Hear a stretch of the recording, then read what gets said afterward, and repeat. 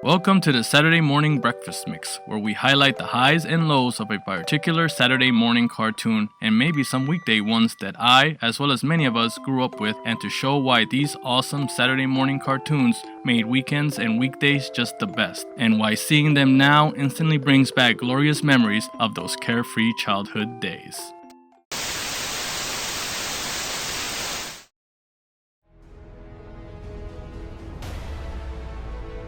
Empire City, a place where one lone figure casts a dark cloud over its inhabitants. A crime lord along with his gang of crooks whose only sole purpose is to rule Empire City with an iron fist. Holding the entire city in the grip of terror, the local police are unable to stop the overgrowing spread of crime. It is in this time that one group of highly skilled law enforcers from all over the country are banded together. A collection of brave men and women who dedicate themselves to finally bring this kingpin of crime down. Fighting crime in a future time, this is their story. Cops, Central Organization of Police Specialists. Fighting crime in a future time. Protecting Empire City from Big Boss and his gang of crooks.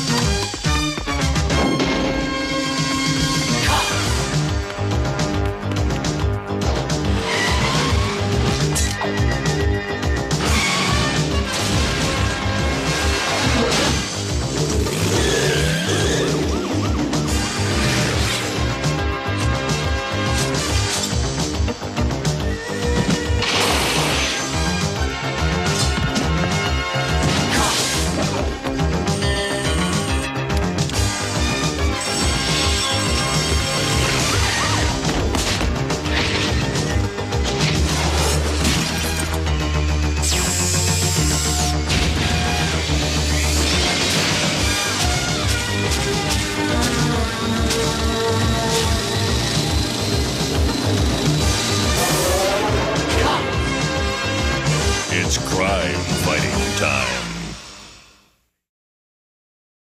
Cops, Central Organization of Police Specialists, is an American animated television series produced by Deke Entertainment and distributed by Cluster Television, with Celebrity Home Entertainment handling the home video distribution under the Just for Kids imprint. The series ran from October 5th of 1988 to February 20th of 1989 and lasted for 65 episodes.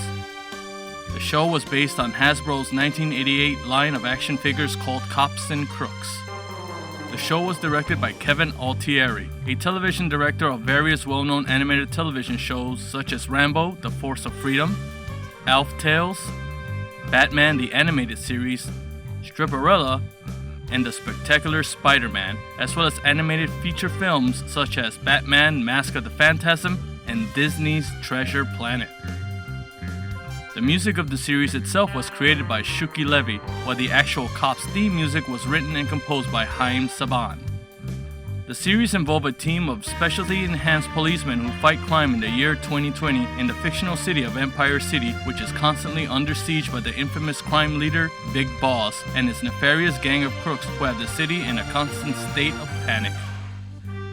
Alongside his new lead scientist, Dr. Bad Vibes, Big Boss will stop at nothing to ensure that Empire City is under his complete control. Led by Agent Baldwin P. Vest, codenamed Bulletproof, the Cops team strive to bring the powerful criminal leader, Big Boss, and his army of criminal thugs to justice and restore law and order in the streets of Empire City once and for all. In the not-too-distant future, Brandon Big Boss Babel and his gang of crooks are causing crime to run rampant in Empire City. With his ever-growing influence to the criminal underworld, Big Boss's crime sprees have caused nothing but trouble for the citizens of Empire City and has left the police department to be unable to stop him. Reasons for this comes in the form of Dr. Percival Percy Cranio, a brilliant though completely deranged mad scientist. Ever since he was fired from Comtrex Technologies Incorporated for stealing top-secret electronics, Dr. Bad Vibes works for Big Boss devising inventions to assist in his criminal activities. With these advancements in technology used for the benefit of evil thanks to the bad doctor, Empire City is plunged into a state of panic. But these crimes were all just a test, for the big boss has bigger goals in mind. And for that to happen, Dr. Bad Vibes is given the task to create the biggest crime machine the world has ever seen. Granting him unlimited resources and a new lab outside of town, Dr. Bad Vibes begins to work on what could ultimately make the big boss the greatest crime boss in the history of Empire City, and even the world.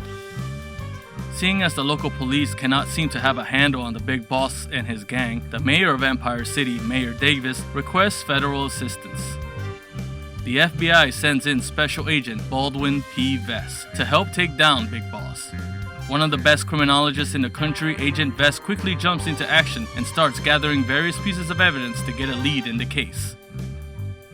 Needing a police computer specialist to further assist him on the case, Agent Vess is partnered with Tina Mainframe Cassidy, one of the best computer jockeys ever, whose talent in computer wizardry has helped solve even the most chaotic of capers. Discovering that the flying drill was manufactured at Comtrex Technologies Incorporated and that the company recently fired a brilliant scientist for stealing top-secret electronics, Agent Vess had the lead he was looking for, and more importantly, the doctor's home address. Arriving at Dr. Bad Vibes' home, Agent Vess is spotted by criminals Turbo Two-Tone and Berserko, who were at the time retrieving certain materials that the Bad Doctor needed for his new lab outside of town. Gathering information from the apartment, Agent Vess realizes that the van parked outside carries the same company logo that all the boxes at the home display, which leads him to investigate even further. Fearing that the police are wise to the big boss's plans, Turbo Two-Tone and Berserko try to escape unnoticed, but are unaware that their truck has a passenger aboard.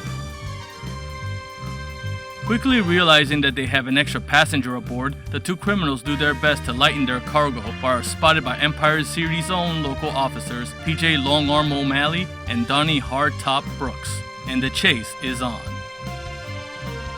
The two officers are now in hot pursuit of the vehicle, but are shaken off the trail thanks to Berserko's distraction.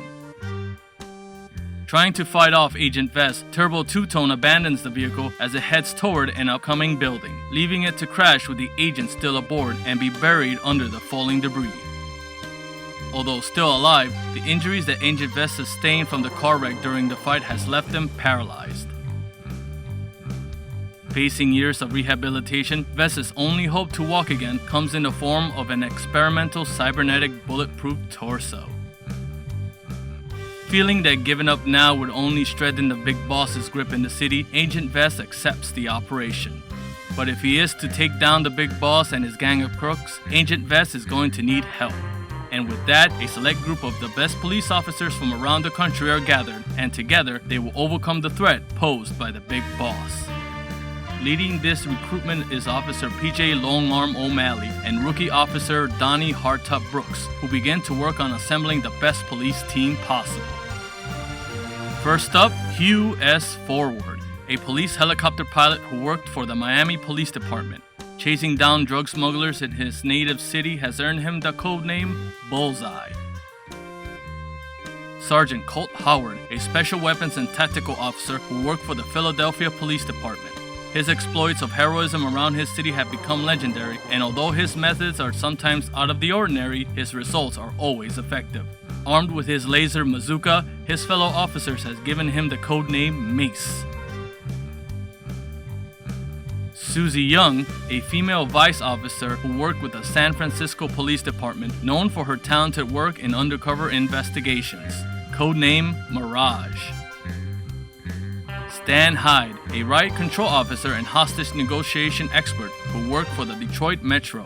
Codename Barricade.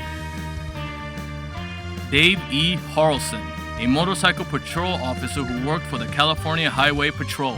Codename Highway. Walker Calhoun, a former Texas Ranger, an excellent lasso handler and sharpshooter known for his continuing special investigations. Codename Sundown. Rex Pointer, codename Bowser, a canine police officer who worked for the Chicago Police Department. He is the handler of Blitz, Bowser's partner, a robotic dog. It is as this is happening that Big Boss is alerted by a contact in the Empire City Hospital that Agent Vess is still alive. Blaming him for botching the job, the Big Boss assigns Berserko alongside Turbo Two-Tone and Rock Crusher to go to the hospital and finish Agent Vest once and for all. Disguised as hospital doctors, both Berserko and Rock Crusher successfully infiltrate the Empire City Hospital, only to discover that the operation of Agent Vest was a success, and that bullets have no effect on him, leading him to the capture of Berserko, with Rock Crusher barely getting away alongside Turbo Two-Tone. As Berserko remained in police captivity, Dr. Bad Vibes had finally completed what the Big Boss had hired him to do. The ultimate crime machine was operational and ready to go on the biggest crime spree the world had ever seen. Empire City was now in great danger. Seeing this as the opportunity to rid the Big Boss's ultimate crime machine, Agent Vest introduces his new team of cops, Central Organization of Police Specialists, made up of highly skilled police officers from around the country. It is then that a broadcast from the Big Boss himself is shown across every media tower in Empire City. The Big Boss promises to bring Empire City to its knees unless his two demands are met within the hour. The first one, to have his nephew Berserko released from police custody. The second, to be handed Federal Agent Baldwin P. Vest. Not long after the broadcast ends that we discover that even if the Big Boss's demands are met, that they will still use the ultimate crime machine anyway. With time running out, the cops are on the move, each member and a partner scouring every part of the city. During the ensuing search, Mirage and Bullseye are captured. While this happens, Berserko is released from police custody and Operation Super Heist is in effect. As Agent Vest and Long Arm look for the ultimate crime machine, they realize that the only place a machine big enough to steal buildings would steal is a building with a large amount of money inside, the Empire City Mint.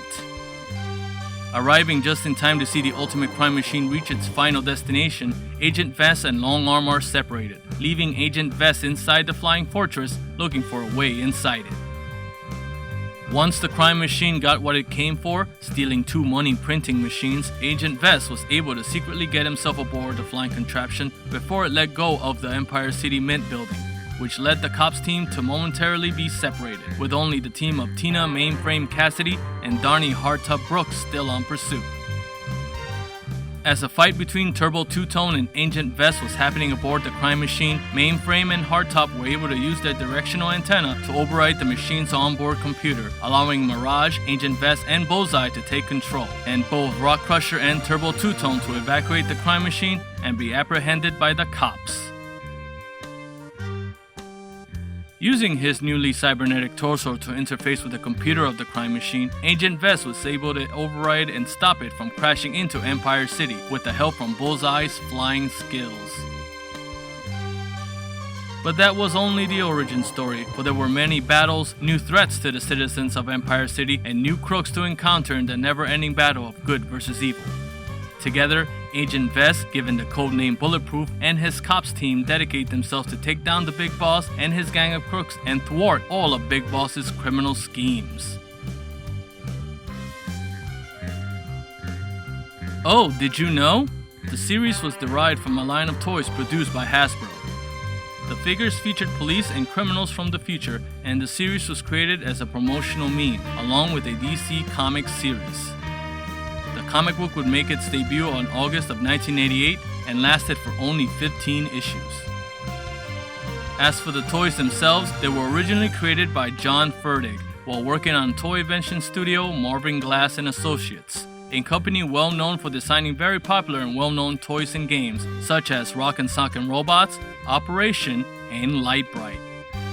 Originally known as Policeman, however, an unsuccessful attempt to market it under its name led to an idea that would revive the concept into Cops and Crooks, at which point it was shown to Hasbro and successfully licensed in 1987. Each of the toys in the line included a file card printed on the back of the packaging that contained a biography of the character. These files were written by famous comic writer Larry Hama, who also wrote the G.I. Joe comic books for Marvel Comics. Hama is also the creator of the cartoon character Bucky O'Hare, who himself has spawned a comic book, toy line, a television cartoon series, and a video game. The series was also given a second chance on television in the spring of 1993. The program was retitled Cyber Cops and reran on CBS from March 27th to September 4th of 1993. The name change was due to the 1989 debut of an unrelated primetime reality show of the same name. Also, RoboCop and the K9 robot companion to the Doctor in the Doctor Who British series were major influences behind Blitz, the cyber dog. In addition to the colorful characters, Cops feature stories that mixed in action and humor fairly well, resulting in an entertaining formula that helped set it apart from the pack. Although some of the comedy would go in the way of the wacky side, you gotta remember this is a cartoon geared towards children. Even with that said, the show is still very enjoyable. The cartoon itself was very action-oriented, which was enough to keep anyone watching glued to their seat every Saturday morning. Although some would say that this show was basically G.I. Joe, but on the streets and taking place in the future, it didn't bother me at all. It was the characters that really made it stand out. From the various officers and their unique skills, the unrestrained idiocy of Berserko to Big Boss struggling to deal with the stumbling criminals, it was all very entertaining. Even if the Big Boss seemed to be sounding oddly familiar to someone. Liquor store robbery officer down, sure. And I'm Edward G. Robinson. Ah. And even if certain plots are resolved within half an hour, it's still very enjoyable and remains a highly cherished cartoon for those that remember it. Take a chance on it, and maybe, just maybe, you might like it too. Thank you so much, and remember when it comes to cartoons we grew up with, that to truly appreciate something, you have to accept its strengths and its faults. No matter what they are, because when that happens, you can appreciate how amazing it was, and how amazing it continues to be. Thank you so much, and I'll see you all next time.